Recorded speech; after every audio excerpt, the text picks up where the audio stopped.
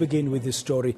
AMCU President Joseph Mathunjwa has accused the Gold One mining company of refusing to allow workers to join a trade union of their choice.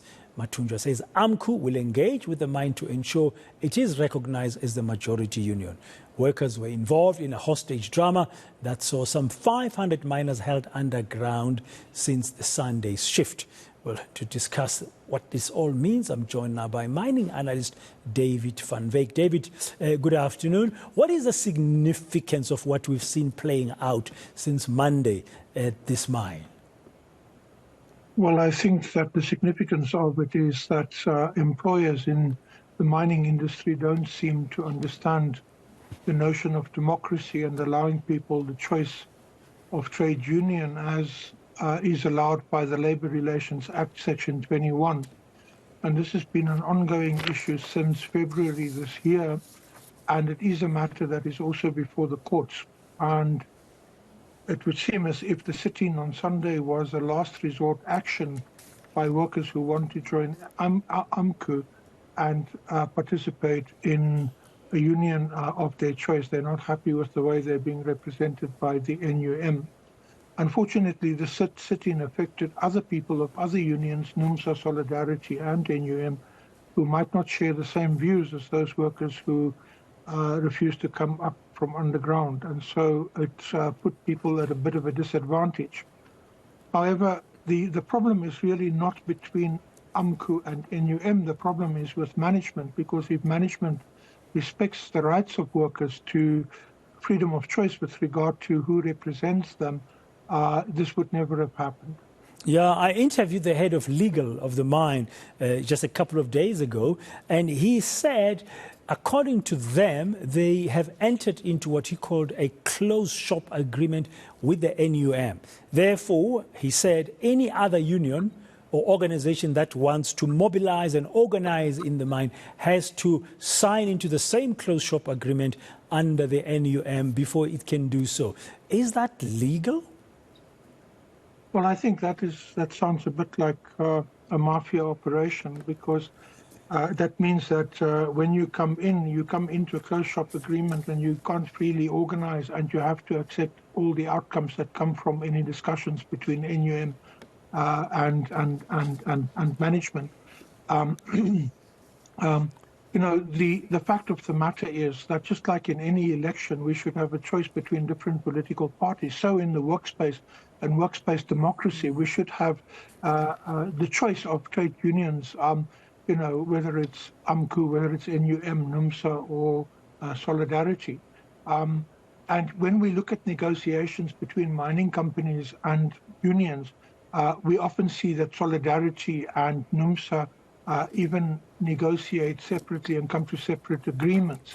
You know, so the problem with closed shop agreements is that it doesn't allow the space within which people can make choices. And for me, that is very problematic. Yeah. And it looks like this is why we are here. And it looks like that is why we are here. But what do you make, David, of then the tension, let's call it that, between AMCU and the NUM? Because one side claims that its members were being held against their will underground. It says there was a hostage drama playing out, and that's the NUM. AMCU on the other side said, no, the workers were underground in protest. They are fighting for recognition. They want to be part of AMCU. Well, yes, I think that the point of the matter is that when those workers came up yesterday, many of them immediately spoke to the media about their conditions of work, their wages, and why they are unhappy with NUM. Which is what the whole issue was about.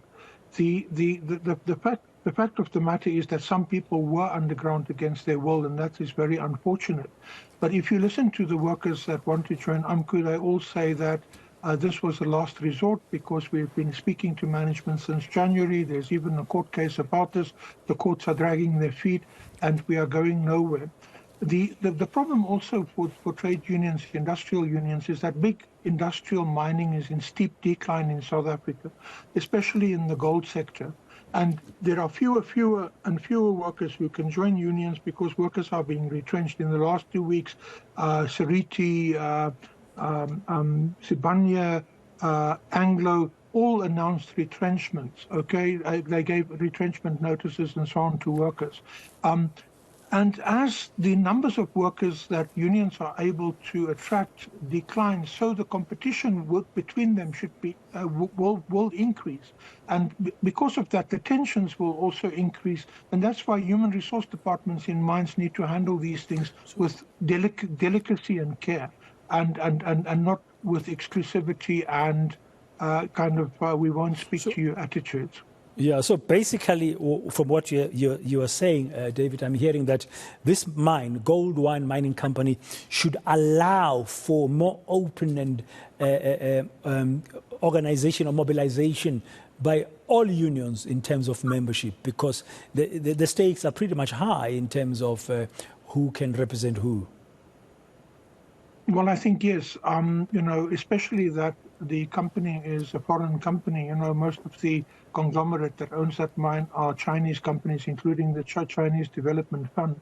And it can be very embarrassing for the country if such a mine goes on strike because of bad conditions or wages or whatever. It's also bad for BRICS and for the impression that is created about Chinese businesses in South Africa. So if I was involved with the management of that mine, and if I was an investor from China, I would call for management to please explain. And if they can't explain, I would want to replace them with someone else who can actually obey the law. And that's the Labour Relations Act that allows for them to organize and allow workers to join whatever union. David, thank you very much for your time and analysis as usual here on eNCA. That's David Van Wyk, a mining analyst. Now,